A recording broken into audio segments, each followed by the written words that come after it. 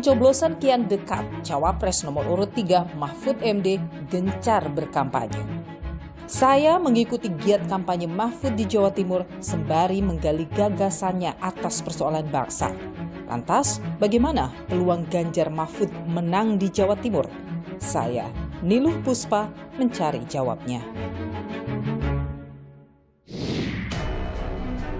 Calon wakil presiden yang akan mendampingi Bapak Ganjar Pranowo adalah Bapak Profesor Dr. Mahfud MD.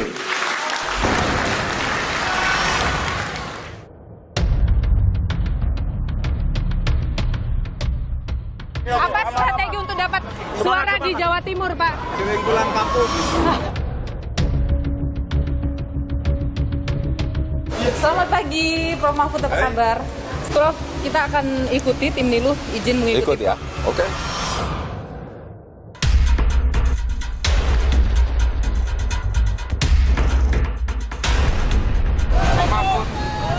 Gimana, Prof? Naik.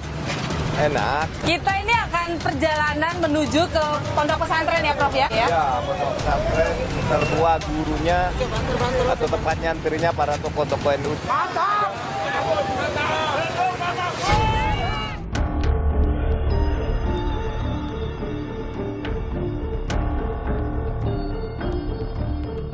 Prof, bicara soal pertumbuhan ekonomi Indonesia, dalam debat Prof menyebut kita bisa mencapai angka 7%. Apa langkah yang terpikir oleh Ganjar Mahfud untuk mencapai angka itu? Saya sudah diskusi dengan para ekonom.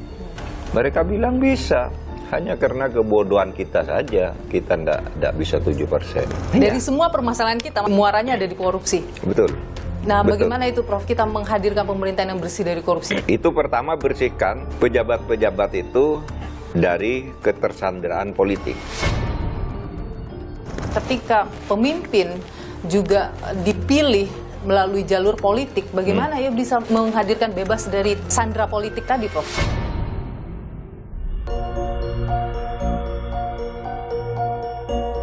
Meskipun beliau satu-satunya sosok Madura, kalau kita lihat rekam jejak ya resistensi itu ada. Mungkin saja tidak Mahfud MD bisa menang mutlak di Madura. Saudara, setelah awal Desember lalu, saya mengikuti kegiatan dari calon wakil presiden nomor urut 1 Muhaimin Iskandar ke Pekanbaru, Riau. Kali ini saya mengikuti kegiatan dari calon wakil presiden nomor urut 3 Mahfud MD menuju ke Jawa Timur untuk melakukan kegiatan kampanyenya. Apa saja yang dia dapatkan dari masyarakat di sana, bagaimana pula target-targetnya untuk bisa meraih suara besar di rumahnya, dan tanda kutip, saya akan berbincang dengannya, saya juga akan menggali ide dan gagasannya. Ikuti saya.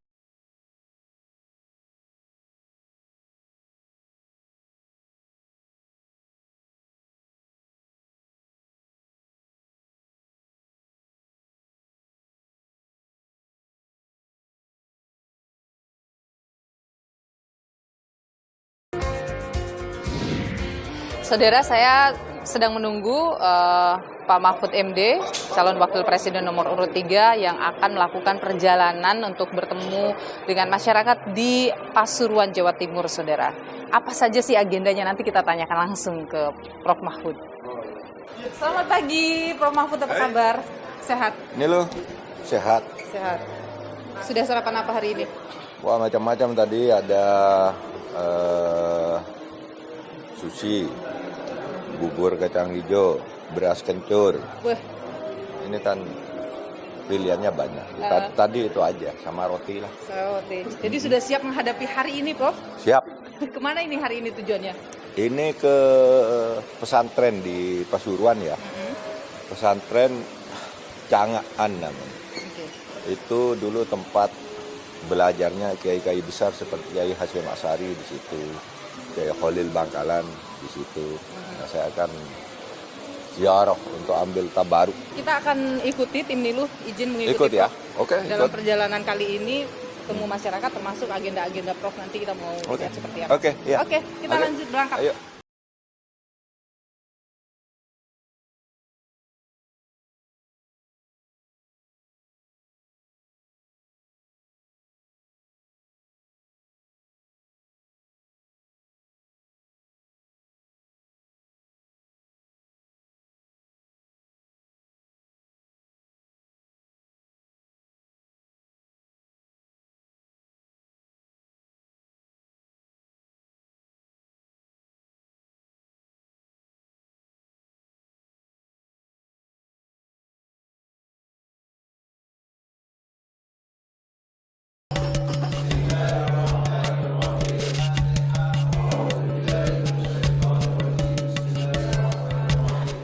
tradisi Nahdlatul Ulama, berziarah ke kuburan orang-orang besar di masa lalu untuk mengambil pelajaran.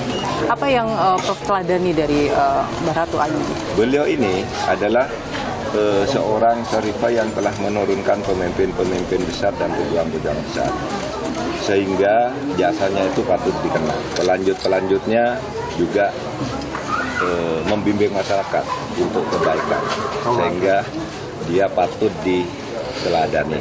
Semangat kepemimpinannya dan keikhlasannya dalam berjuang tanpa pamrih pribadi itu bisa kita teladani. Ganjar Mahfud menang! Ganjar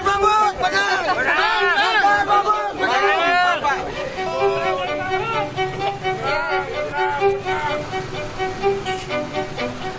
Mana Prof naik? Enak ini kendaraan rakyat yang praktis. Oke. Ini kan harus dilestarikan ya Prof. Iya Karena dong. sudah mulai punah. Semua yang menjadi kebutuhan rakyat, alat pertanian, alat transportasi, alat mencari nafkah yang menjadi transportasi murah dan dekat, supaya dibina dan dikembangkan. Kita ini akan perjalanan menuju ke pondok pesantren ya Prof ya? Ya. Lokasinya dekat sebenarnya. Ya, pondok pesantren tertua gurunya atau tepatnya antrinya para tokoh-tokoh NU seperti Kiai Hasyim Asy'ari, Kiai Khalil Bangkalan, Kiai As'ad dan sebagainya itu pernah di sini. Oke, ini seru sekali bersama Prof Mahfud naik becak motor namanya Pak? Ya. Bentor di Pasuruan. Karena kita dilahirkan dari rakyat biasa. Luar biasa. Mahfud adalah cawapres yang paling sederhana. Oke, luar biasa. Kami dari Barikade Gus Dur Al-Ad mendukung Profesor Mahfud. Oke.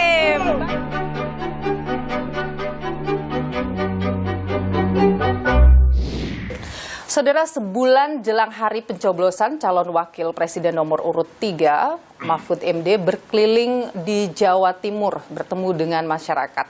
Apa saja yang ia dapatkan dari masyarakat, ada keluhan dan sebagainya, serta seperti apa ide dan gagasannya untuk kemajuan bangsa. Bersama saya sudah hadir Profesor Mahfud MD, calon wakil presiden nomor urut 3. Prof Mahfud, terima kasih sudah bersama Niluh. Sehat selalu, Prof. Terima kasih Niluh. Ini luar biasa agak jadwal. serak ya suara Agak serak. karena terlalu banyak. Saya lihat agenda di Jawa Timur padat sekali, Prof. Padat sekali. Saya keliling-keliling terus ke kantong-kantong, terutama kantong-kantong yang punya budaya Madura pulau, lalu Madura daratan yang diaspora di sini. Kan banyak tuh, Surabaya ke timur sampai Banyuwangi itu hampir semua. Tapi Prof, saya lihat jadwalnya banyak ke pondok pesantren. Kenapa pilihnya Ya. ke sana, Prof? Karena memang salah satu kekurang fahaman masyarakat pesantren, terutama masyarakat yang secara tradisional Islam kuat itu kurang faham tentang Ganjar Pranowo. Memang ada daerah-daerah tertentu ya yang memang misalnya PDIP itu agak susah berkembang, misalnya Madura. Sumatera Barat gitu kan, Aceh, daerah-daerah tertentu gitu. Karena ada sentimen atau ada cara penghayatan keagamaan yang lebih fundamental. Atau bahkan mungkin bisa disebut puritan. Nah, seakan-akan kalau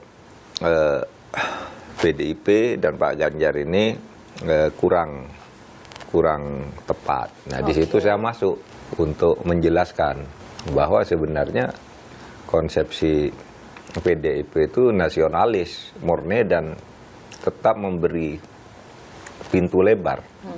Ya seperti Bung Karno lah. Ikon ideologinya kan Bung Karno. Bung Karno itu sangat nasionalis, tapi juga Muslim yang cerdas dan taat, kan gitu. Bagaimana mereka merespon? Oh iya, sudah banyak yang mulai paham, terutama di pesantren-pesantren itu ya sudah mulai pertama ini harus saya katakan karena ini hasil dari lapangan. oh Pak Ganjar tuh sholat bagus loh, gitu. Nah, itu pesantren tertarik. Pak Ganjar tuh mantunya seorang kiai loh, karena mertuanya Atiko tuh kakeknya kan pengurus NU, dan Atiko sendiri di pesantren di Sarang. Nah, di situ mulai mengerti. Jadi semua antara Prof dengan Pak Ganjar ini berbagi wilayah, berbagi peran. Ibu-ibu itu kan termasuk kaum yang termarginalkan ya, kaum rentan kan ibu itu. Misalnya pekerja-pekerja perempuan itu upahnya di bawah UMR dan tidak ada perlindungan hukum yang lebih kuat atas pekerjaan mereka. Oke, tapi apa yang diprogramkan untuk mereka? Misalnya ini Prof terpilih sebagai presiden dan wakil presiden bersama Pak Ganjar.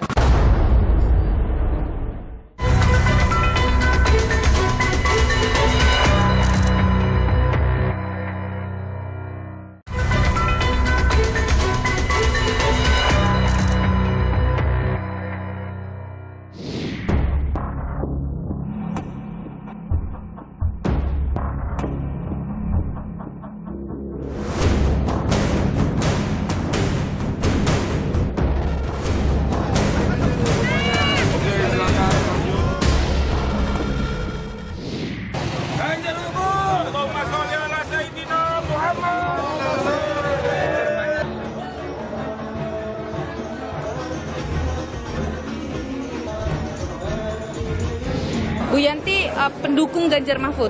Iya, Oke, apa yang Ibu suka dari Ganjar dan Mahfud? tegas dan amanah. Kalau Ibu kenapa suka Pak Mahfud? Ya itu tadi enak biasa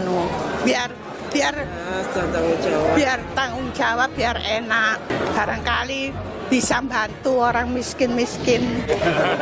Prof Mahfud setelah berkeliling dengan pondok pesantren, apa yang menurut Prof perlu dikuatkan dalam sistem pendidikan di pondok pesantren, Prof? Penguasaan bahasa asing dan jenjang-jenjang pendidikan harus disesuaikan dengan yang pemerintah punya. Oke, dan itu akan Jenjangnya itu akan menentukan kapasitas. Oke. Siapa boleh masuk apa, syaratnya apa. Oke, Itu dan nanti biaran. Dan itu udah mulai kok. itu jadi program Ganjar Mahfud ya, Prof ya?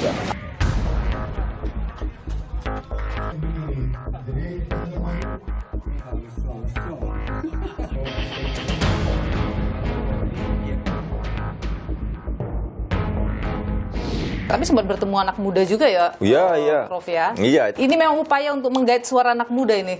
Iya juga. Kan semua segmen kan harus ditreatment agar punya ketertarikan untuk memilih.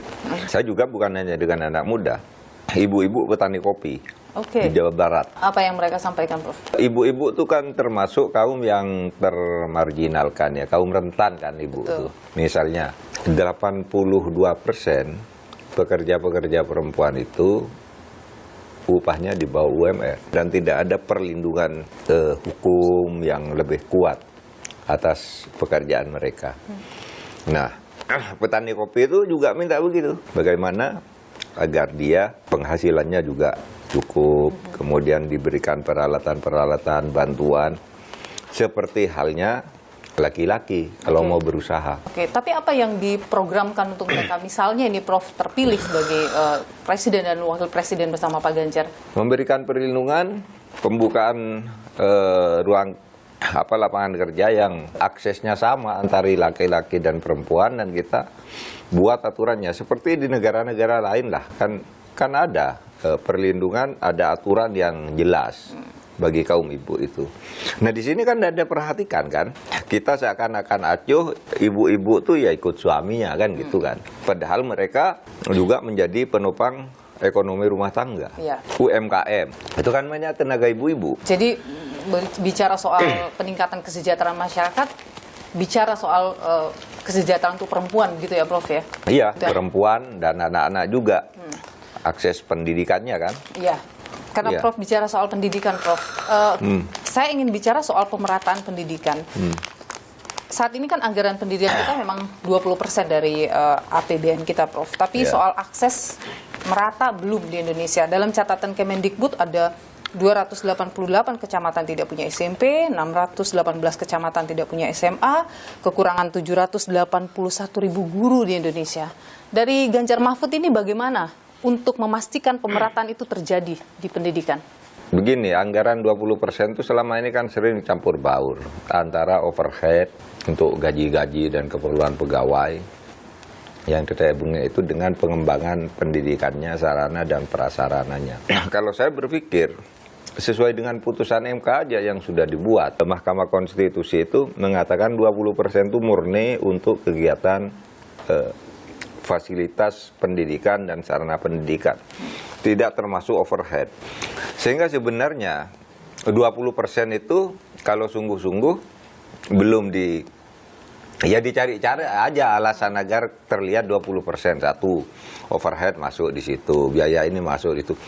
Biaya lembaga lain itu yang menyelenggarakan pendidikan di luar Kemendikbud dihitung juga sebagai pendidikan, dicari-cari gitu, diklat apa yang diselenggarakan oleh kantor tuh masuk aja pendidikan sehingga terlihat 20%. Padahal idenya 20% tuh ya khusus untuk sarana dan prasarana. Jadi kuncinya di situ, tidak mencampur adukan. Iya. Selain masalah pendidikan, kebutuhan dasar manusia itu juga adalah kesehatan, Prof. Dalam catatan Kementerian Kesehatan bahwa tenaga kesehatan itu jumlahnya memang mengalami peningkatan, tapi masalahnya adalah distribusinya tidak merata. Tidak semua tenaga kesehatan mau dikirim ke wilayah-wilayah pelosok, dan tidak semua wilayah-wilayah pelosok punya fasilitas kesehatan. Bagaimana Ganjar Mahfud ini menghadirkan itu? Ya, dua dimensi itu ya. Pemerataannya itu harus diatur dalam sebuah kebijakan yang tegas. Tidak boleh ada dispensasi karena hubungan kekeluargaan, karena kasihan atau apa, sehingga sering disebut ada ordal. Di berbagai birokrasi banyak ordal, di kesehatan juga sama, banyak ordal. Kita atur di tempat-tempat di mana tenaga kesehatan dibutuhkan, di situ fasilitasnya, kemudian kesejahteraan tenaganya juga harus diperhatikan, sehingga nanti ada proporsionalitas. Sebenarnya bukan soal pemerataan juga, soal biaya kesehatan ya. Belum lama kan dulu ada orang sakit tidak boleh masuk karena tidak ada yang menjamin, dia belum punya BPJS, iya kan? Di desa-desa masih banyak orang begitu, tidak punya akses, dan kita mungkin tidak terlalu peduli. Nah, oleh sebab itu BPJS itu harus, BPJS kesehatan harus diperkuat, diratakan, kemudian aturan-aturannya untuk pelayanan itu harus ketat. Tidak boleh ada penolakan pasien hanya karena tidak BPJS atau BPJS-nya belum dibayar. Pelayanan gitu aja dulu. Iya. Urusan administrasi belakangan. Iya. Bisa itu dilakukan, Prof? Itu ya, mimpi masyarakat Indonesia. Harus bisa. Jadi nanti negara yang harus menjamin. Dan kita sudah membuat instrumen itu, baik aturan maupun kelembagaannya. Tapi birokrasi kita itu tidak disiplin lah. Kalau istilah yang sesungguhnya, koruptif. Dari semua permasalahan kita, masalahnya muaranya ada di korupsi. Betul. Nah, bagaimana itu, Prof? Kita menghadirkan pemerintahan yang bersih dari korupsi? Bisa? Kalau menurut saya bisa. Itu pertama, bersihkan pejabat-pejabat itu dari ketersandraan politik. Ketika pemimpin juga dipilih melalui jalur politik, bagaimana ya bisa menghadirkan bebas dari sandra politik tadi, Prof? Ya itulah. Jadi begini, pemilihan para pejabat itu ada dua sebenarnya. Satu, melalui campur tangan politik, itu merusak. Karena coba Anda bayangkan, orang mau menjadi hakim agung misalnya, atau hakim MK itu pakai tawar-menawar politik. Rembuk di antara mereka, ini, terus nitip, awas. Kalau kamu menangani ini harus begini, dititipi kasus. Pejabat birokrasi di daerah-daerah misalnya, atau orang mau jadi pejabat, itu ada yang bayari. Nah, kalau sudah jadi, nanti kasih pada yang bayar ini fasilitas-fasilitas yang haram. Nah, yang gini sebenarnya tinggal ditertibkan aja. Oke, cara menertibkannya nanti gimana, Pak? Pemimpin yang berani aja. Oke. Saya melihat sekarang tidak ada yang berani. Makanya itu banyak. Dengan DPR. Hah? Berhadapan-hadapan dengan DPR. Ya justru itu harus berani juga dengan DPR. Kalau saya kan berani dengan DPR. Ini ada pertanyaan ini, Prof, dari netizen. Apakah nanti ketika sudah jadi wapres, Prof, masih akan bersuara lantang seperti itu? Pastilah. Saya kira pertimbangan Bu Mega dan koalisi pengusung agar saya tetap lantang. agar orang yang lantang itu naik gitu, lebih tinggi lagi, sehingga kelantangannya itu berpengaruh lebih luas kan gitu. Ini loh, saya sekarang sudah berumur 66, mau 67. Masa produktivitas saya mungkin tidak lama kan, paling 5 tahun gitu. Nah, itu harus saya pertaruhkan untuk mempertahankan jati diri saya seperti itu. Jangan dirusak hanya karena jabatan baru lalu reputasi saya hilang itu. Oleh sebab itu saya tidak akan merusak reputasi saya, menjutak citra saya hanya karena saya jadi wapres. Justru saya akan tetap seperti itu. Oke. Prof, menarik dalam situasi pertarungan politik di Jawa Timur antara 3 cawapres, makin sengit ini kayaknya ketika Bu Khofifah memastikan dirinya akan masuk TKN Prabowo Gibran. Bagaimana Ganjar Mahfud mengcounter pertarungan ini?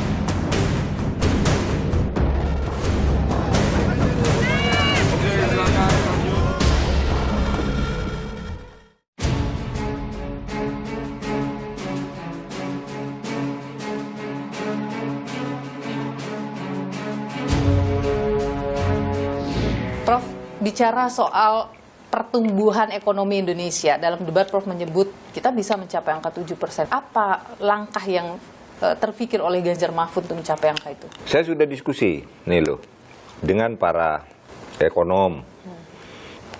Saya mengundang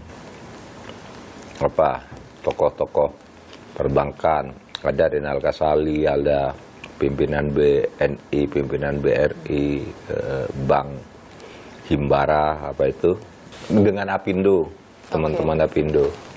Bisa enggak sih kita dapat 7%? Mereka bilang bisa, hanya karena kebodohan kita saja, kita enggak bisa 7%. Terus masalahnya di mana? Masalah pertama, efisiensi, korupsi.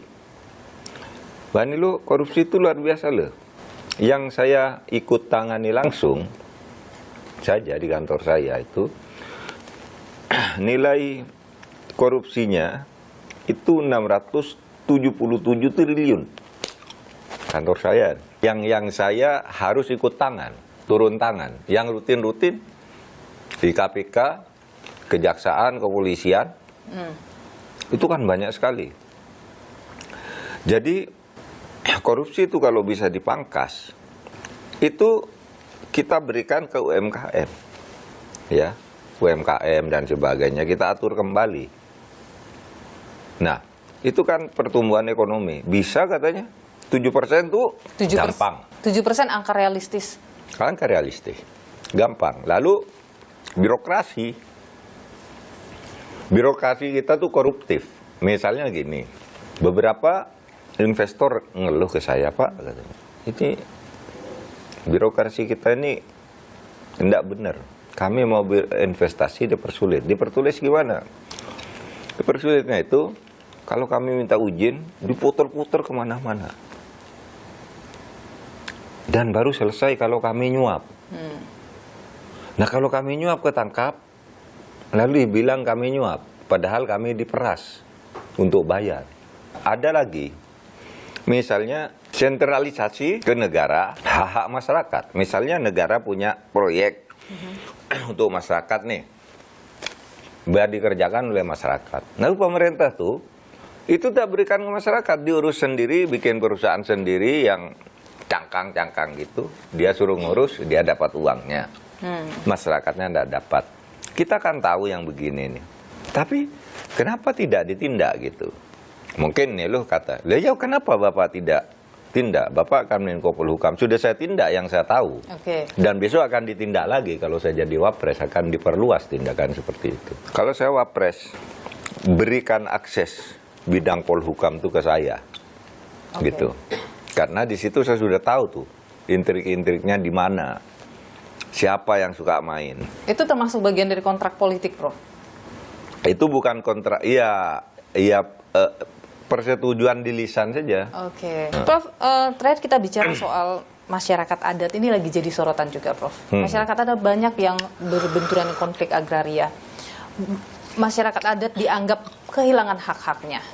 Jaminan untuk perlindungan terhadap masyarakat adat, Prof? Undang-undang dasar yang lama maupun yang sekarang sudah jelas menyatakan adanya masyarakat hukum adat dan perlindungan hukumnya. Masalahnya tuh sampai sekarang undang-undang tentang perlindungan masyarakat adat itu tidak jadi-jadi. Selalu masuk di dalam prolegnas jangka panjang, tetapi tidak pernah masuk di dalam prioritas nasional. Akibatnya apa? Haknya terampas. Jadi menjamin nih undang-undang masyarakat adat akan selesai? Iya dong, harus mampu memberi jalan mengeluarkan hal-hal yang seperti itu. Tapi itu masalah sederhana lah. Yang lebih parah, itu hak adat itu terampas karena kebijakan. Menurut undang-undang kan masyarakat adat punya hak di situ. Tiba-tiba tanahnya beralih ke pengembang. Belum lagi begini, masyarakat adat tuh kan banyak yang tidak punya sertifikat. Dia tinggal turun-temurun di situ. Iya. Tiba-tiba tanah itu sudah bersertifikat untuk orang lain. Untuk melindungi mereka nanti masalah lahan itu akan... Ini penetapan kembali hak-hak adat itu. Karena sekarang ada tumpang tindih peraturan. Oke. Prof Mahfud, ini kami membuka question box untuk netizen. Netizen ya. Mereka bertanya, ada pertanyaan dari Dina Arbarini. Dina Arbarini. Ya, sepertinya anak muda ini, Prof. Harga properti makin mahal. Sebagai seorang yang baru bekerja, ini kayaknya susah buat punya. Ada solusi nggak, Pak? Rumah itu yang diperlukan adalah bagus, murah, kan gitu kan. Nah, itu kalau sampai mahal itu apa? Pertama mungkin kontrol pemerintah terhadap kegiatan usaha properti. Yang kedua, kita kan punya lahan masih luas. Di lahan-lahan yang masih kosong itulah sebenarnya yang agak jauh dari pusat kota dibuat properti sehingga menjadi pusat kegiatan baru. Nah, selama ini kan kalau ada properti biasanya yang dekat-dekat kota biar cepat laku. Ya mahal dong. Tanahnya udah mahal. Di sana aja. Nanti buat di sana daerah sentra ekonomi baru. Oke. Itu akan murah kan? Kemudian subsidi dari negara juga. Sekarang ini ada rumah-rumah bersubsidi yang juga, tapi Nggak masyarakat laku masih juga. tetap merasa, iya. Nanti dibuat satu situasinya agar kondusif. Jadi nanti harus mau ya dibuatkan satu kota baru, Iya. society yang baru. Iya. Maka Iya, society baru. Kalau kota baru nanti menimbulkan pertanyaan lagi. Wah, Anda mau membangun 40 kota kan itu. Ditanya 40 kota enggak ngerti juga karena sebenarnya maksudnya mungkin sentra ekonomi. Iya, Nah, iya. kalau sentra ekonomi kan mudah perencanaannya. Prof, menarik dalam situasi pertarungan politik di Jawa Timur antara 3 cawapres, makin sengit ini kayaknya ketika Bu Khofifah memastikan dirinya akan masuk TKN Prabowo Gibran. Bagaimana Ganjar Mahfud mengcounter pertarungan ini? Kalau saya biasa aja. Tidak merasa terancam, Prof? Enggak, sudah tahu. Kalau bukan Khofifah yang melakukan itu akan ada orang lain melakukan itu. Saya tidak merasa terancam. Oke. Ya tinggal bekerja aja. Mari siapa yang lebih berhasil menangani itu. Khofifah itu kan teman juga. Optimis ya, Prof? Jawa Iya. Timur ke Ganjar Mahfud. Saya optimis. Profesor Mahfud MD, calon wakil presiden nomor urut 3. Terima kasih, Prof, sudah berbagi Terima pandangan di Niluh. Tapi saya harus akhiri dengan minta maaf kepada Nelo dan kepada pemirsa. Saya agak batuk-batuk. Ya. Terima kasih, Prof, sehat selalu. Nelo, yuk. Selamat bertugas. Ya. Mas Yohan, pekan ini Pak Mahfud berkeliling di wilayah Jawa Timur, hampir seluruh kabupaten didatangin. Bagaimana sih sebenarnya kalau kita membaca peluang kemenangan bagi 03 di wilayah Jatim?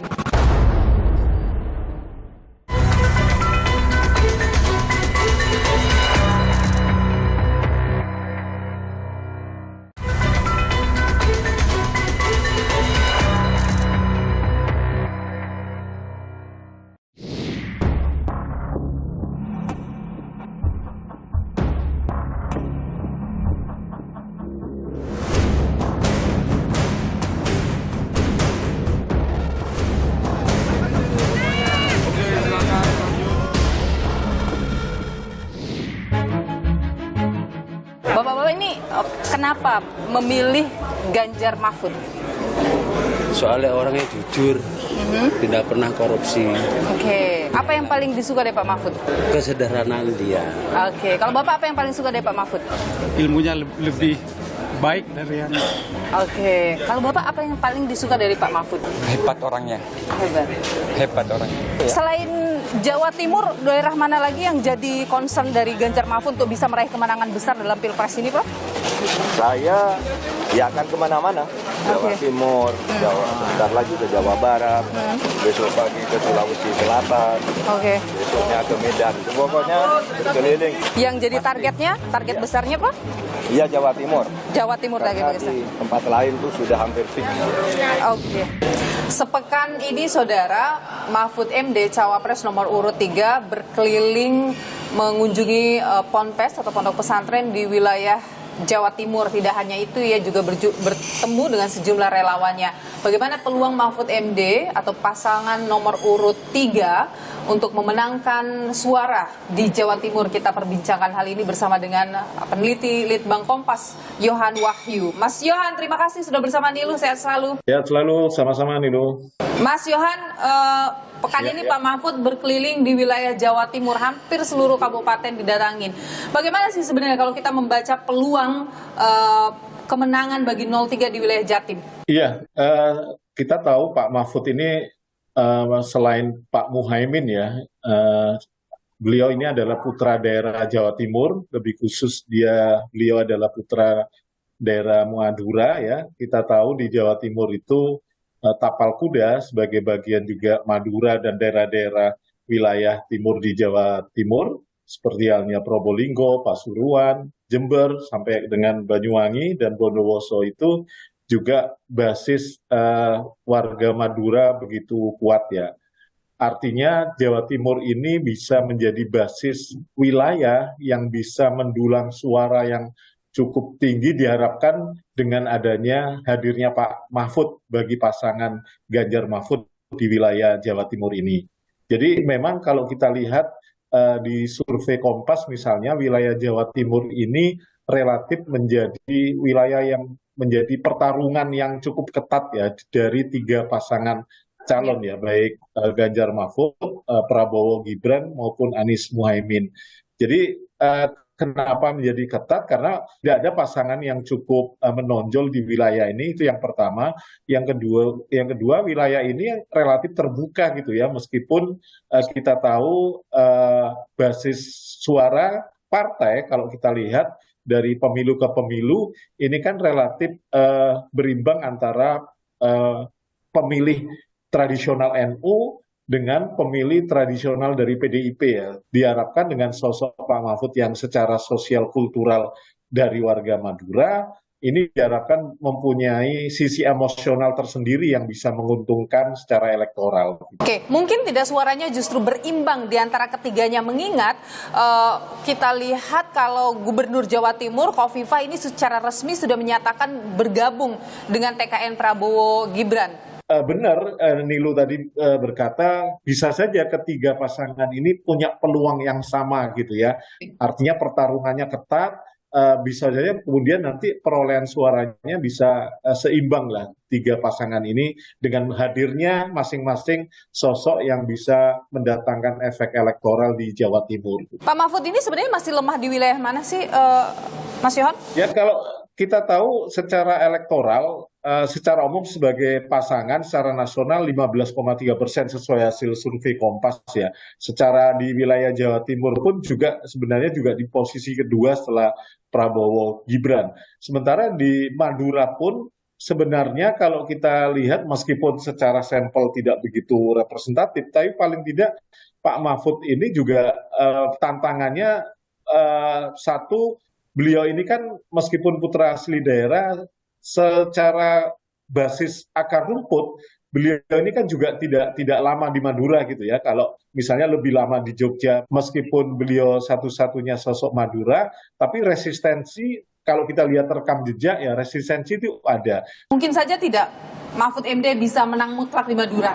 Kalau menang mutlak mungkin tidak mudah gitu ya, karena kita tahu misalnya wilayah Madura itu dari 8 atau 9 kursi, PDIP itu hanya meraih 1 kursi di situ gitu ya, di DPR RI. Yang kedua, hampir dua pasangan ini juga, dua pasangan lainnya sebagai kompetitor, baik Anies Muhaimin maupun Prabowo Gibran juga punya cantolan gitu ya, cantolan jaringan tokoh-tokoh di wilayah Madura yang juga akan berjuang penuh untuk memperjuangkan dua pasangan lainnya ini. Kalau kita lihat jadwal Pak Mahfud selama di Jawa Timur, semuanya ini dia mengunjungi itu pondok pesantren. Apa yang Anda baca di situ? Ya karena basis kultural Pak Mahfud kan pondok ya, sebagai mantan santri, artinya dia mau menghidupkan kembali secara sosial kultural basis-basis pesantren itu sebagai wilayah kantong-kantong suara yang mampu didekatinya.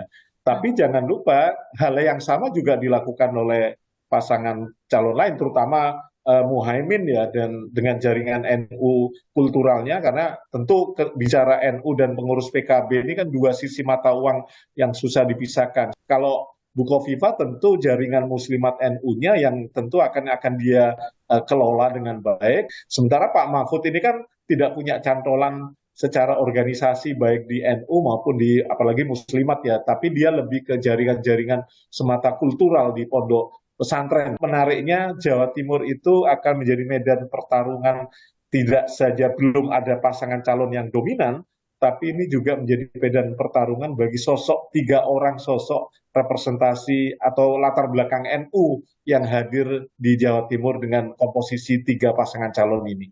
Baik, terima kasih Mas Yohan Wahyu, peneliti Litbang Kompas, sudah berbagi pandangan dan juga perspektif di Nilu. Sehat selalu Mas Yohan. Sehat selalu, terima kasih Nilu. Mahfud MD memiliki rekam jejak panjang sebagai seorang akademisi, ahli hukum, hingga masuk sebagai eksekutif dalam jajaran pemerintahan. Seperti apa rekam jejak Mahfud MD yang akrab disapa Prof Mahfud? Berikut kami rangkum untuk Anda.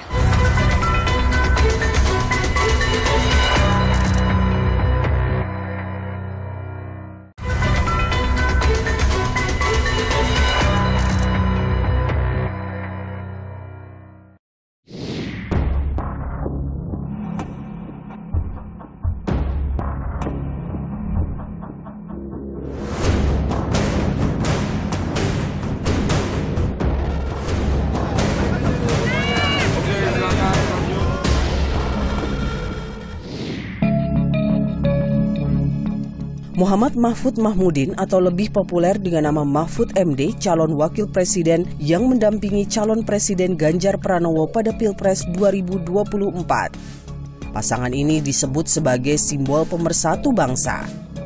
Mahfud yang memiliki basis pendukung di Jawa Timur serta dinilai representasi warga Nahdlatul Ulama, dipilih PDI Perjuangan sebagai tokoh religius yang dapat melengkapi sosok Ganjar Pranowo sebagai tokoh nasionalis. Tawaran menjadi cawapres kerap datang pada Mahfud, bahkan pada Pilpres 2019. Mahfud sempat diminta menyiapkan kemeja putih jelang deklarasi Capres-Cawapres untuk mendampingi calon presiden kala itu Joko Widodo. Namun dalam hitungan jam, keputusan berubah. Mahfud batal mendampingi Jokowi lantaran koalisi parpol pengusung lebih memilih Ma'ruf Amin untuk dijadikan cawapres Jokowi. Tidak kecewa, ya kaget saja karena sudah diminta mempersiapkan diri, bahkan sudah agak detail, tapi menurut saya biasa di dalam politik itu tidak apa-apa. Kita harus lebih mengutamakan keselamatan negara ini daripada sekedar nama Mahfud atau nama Ma'ruf Amin. Selang 5 tahun berlalu, kemeja putih yang batal ia kenakan akhirnya terpakai pada hari pendaftaran Capres-Cawapres bersama Ganjar ke KPU. Mahfud kembali mengenang kisah si kemeja putih tersebut. Baju putih ini baju yang pada 5 tahun yang lalu saya siapkan untuk dipakai mendaftar ke KPU, tapi tidak jadi. Tanggal 16 kemarin saya suan ibu untuk mengambil baju yang tidak jadi dipakai ke KPU 5 tahun lalu. Sekarang saya pakai ke KPU pada hari ini. Mahfud MD lahir di Madura 13 Mei 1957. meraih gelar sarjana hukum tata negara di Universitas Islam Indonesia Yogyakarta, lalu menyelesaikan studi magister ilmu politik di Universitas Gadjah Mada tahun 1988. Terakhir meraih gelar doktoral ilmu hukum tata negara di Universitas Gadjah Mada. Sejumlah jabatan strategis di lembaga eksekutif, legislatif, hingga yudikatif pernah ia duduki. Pada tahun 1999, Mahfud menjabat sebagai Deputi Menteri Hukum dan HAM. Setahun kemudian menjadi Menteri Pertahanan hingga 2001. Mahfud juga berkarir dalam dunia pendidikan sebagai Rektor Universitas Islam Kadiri tahun 2003 hingga 2006. Di lembaga legislatif, Mahfud pernah menjadi anggota Komisi 3 DPR RI hingga mengepalai Mahkamah Konstitusi pada periode 2008 hingga 2013. Dan kini, Mahfud menjadi Menko Polhukam 2019-2024.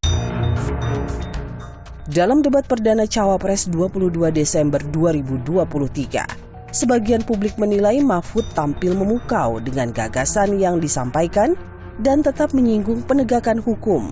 Sebagian lain menilai penampilannya dalam debat perdana kurang memberikan manuver terhadap lawan debatnya. Lantas, bagaimana kesiapan Mahfud menghadapi debat terakhir Cawapres 21 Januari 2024? Di dalam debat itu sebenarnya kesiapan yang lebih instan terhadap wawasan materi yang itu. Oleh sebab itu saya tidak mempersiapkan. Iya baca sih, baca ini apa sih soal ini. Tapi siap-siap betul konsentrasi untuk itu, mendingan saya keliling ketemu masyarakat. Le debat itu kan diundi kan. Kalau saya siap ini ternyata undiannya beda. Akankah asa Mahfud MD menjadi pemimpin negeri dengan segala visi misi yang dicurahkan untuk membangun bangsa dapat terwujud? Semua tergantung suara pemilih. Jangan lupa gunakan hak suara Anda pada Pilpres 14 Februari nanti.